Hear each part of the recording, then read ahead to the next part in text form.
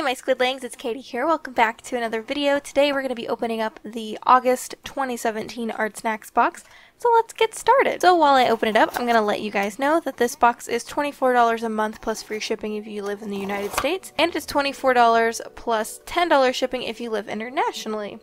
Now let's get into the goodies. So first off, ooh, we have a really pretty Artsnacks box. This one's colored. They normally are not colored. They're normally just all like pencil colored. I'm so excited. This is gorgeous. So then we've actually got some Necco candy. And I know that I like these, but I know I don't like the purpley ones because they're licorice, and licorice is not my favorite. Leave a comment down below. Let me know what your favorite candy is. Also, if you got the Artsnacks box, let me know the colors of the stuff that you got in the box in the comments below. So first up, we have got something in a plastic bag. This is acrylic ink. Oh, let's grab this card too so I can reference it. I'm glad they put this in a bag because if this had busted, that would have been unfortunate. So this is Amsterdam ink, and we got permanent green light, and then you can see the info about it right here, and it also includes the pigment information, which is really handy. And everything else seems to be in this green tissue paper, so I'm going to push the box and this aside, and we're going to try to tear this open. Alright, so next up we have the Faber-Castell Eco Pigment, and this is in 0.07. And this is humongous. That's what she said. Sorry.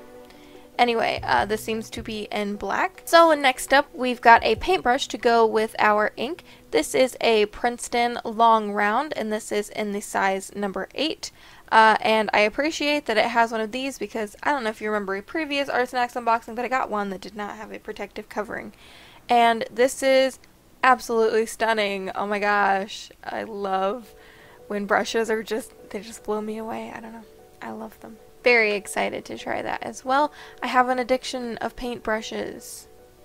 And this one wants to roll away. Bye! And then the last thing in the box actually comes together, and we're going to get this out. So now that they're out of the package, this is the Zig Cocoa Eero Pen, and if you saw my creative art box unboxing for the month of June, actually I got one of these, which is pretty exciting. So now I have two different bodies that I can swap between, which I think is pretty cool. This is just the body of the pen, so there's no actual pen in it, and then this is the ink cartridge, so this is black.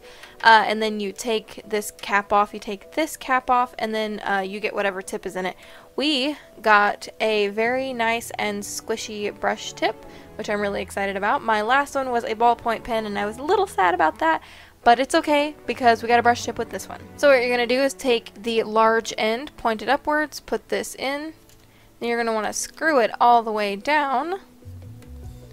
Then you take the bottom off, and there you go. You've got yourself a brush pen. Alright, so here are all the things that we got in the Artsnacks August 2017 box. Just to recap, we got a green Amsterdam ink, got a really nice Princeton paintbrush, we got a black Faber-Castell fine liner, and we got another black Cocoa Eero pen.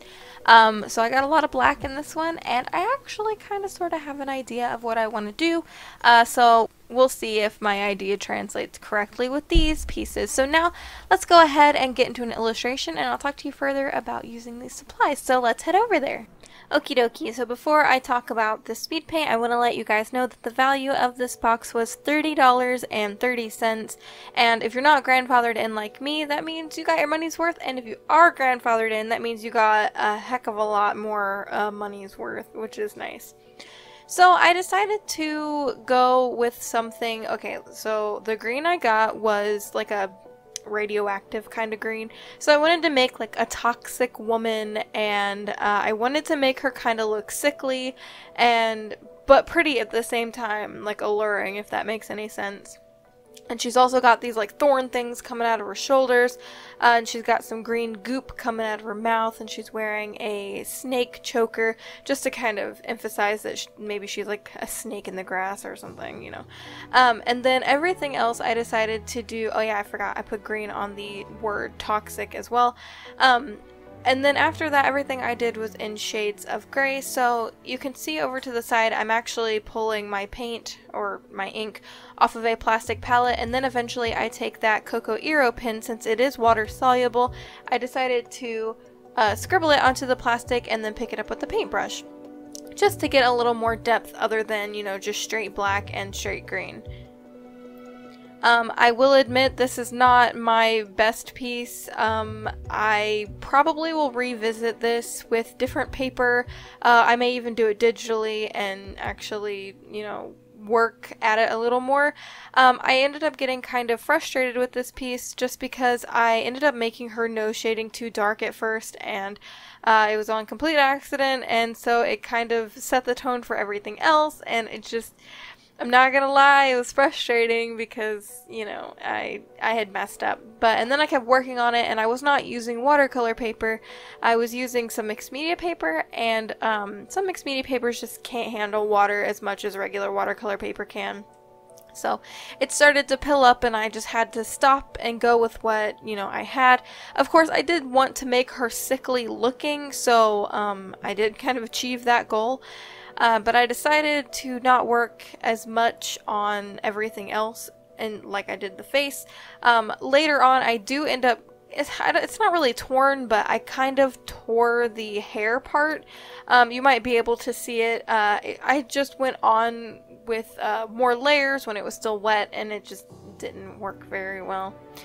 Anyway, though, this goes through a very long, ugly stage, and it really doesn't pick up until I line it.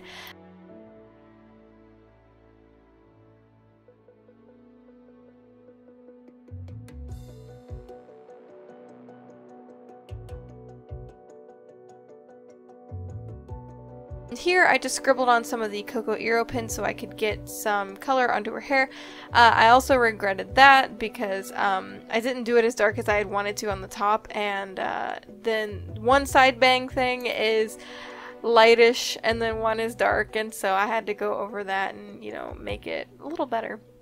And I'm sorry if it seems like I'm being really harsh on my art. I'm not trying to hate on myself too much. It's just I feel like I didn't execute this one as well as I may have wanted to, and I really want to redo it, and I'm just kind of giving myself some helpful critiques just so I can go back and do it later, you know, and do it better. So anyway, I decided to go back over with that Cocoa Eero pen, try to darken up some areas. However, it was still damp and I just didn't notice.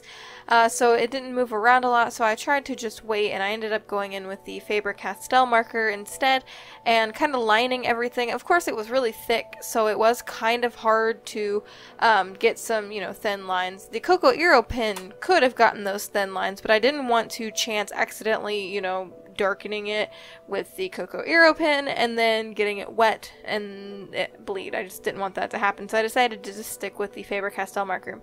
Then I went over the word toxic just so the little bubbles didn't look weird, and then I lined it, of course. And then I went really sketchy over some parts of this, especially the thorns. I wanted them to seem more organic, so I was really loose with it. Actually, I'm not doing that yet. I am actually doing her eyes first. And one eye looks really good, and then the other side just looks really bad. I do end up fixing it, but I believe I do that off camera. So I don't know what I did wrong. Actually, yeah, I do. I made the inner corner part of her eye too dark, and I made the top part too light. But, you know, it's a learning thing. I'm not really good at black and white stuff, so that's also why this isn't so great.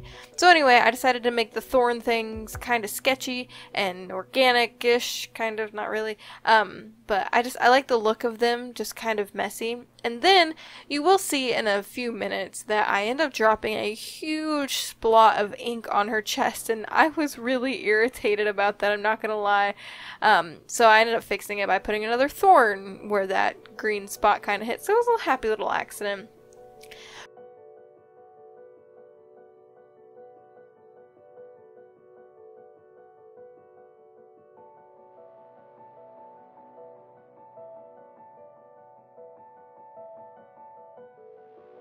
Right now I am just adding a background, and actually this is around the time when that just goes splosh, and I was really upset. So I add some green to her hair just to kind of help darken it, and then I go back over with black just to, you know, make it a little darker. And then I wanted to add some like splotches to the background of, you know, where the green is. So at first I decided to go in and make the circles myself, and then I was like, let's just splash some paint on, let's have fun with it. So I did. So now, see, oh, there it is. Oh, well, it turned out for the best. So anyway, the video is wrapping up. I want to thank you guys so much for watching. I really appreciate it. It makes me happy. Let me know what you think of this picture, and don't forget to leave a comment and let me know what your favorite candy is, and if you got the Artsnacks box, what colors did you get? Also, don't forget you can follow me on any and all of my social media. Links are in the description below. I also have a Patreon if you want to pledge to support me there to get some extra goodies that you wouldn't get anywhere else. And I also have an art store if you want to get goodies that you can get somewhere else, like my art store. Also, don't forget you can subscribe here to our cute little squid pod if you haven't already to keep updated on new videos. And until next time, guys, toodaloo!